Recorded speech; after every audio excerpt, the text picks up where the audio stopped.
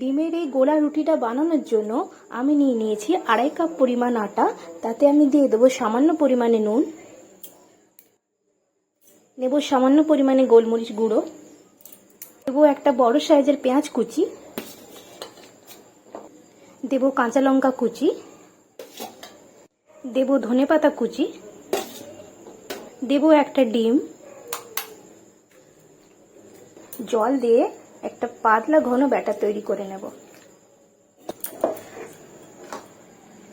পরিমাণ মতো জোয়ান।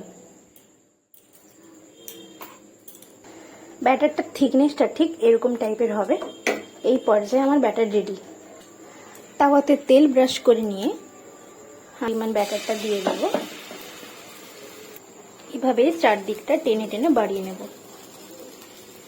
তারপরে এক পাশটা ভাজা হোক, আর এক পাশটা উল্টে নিলাম।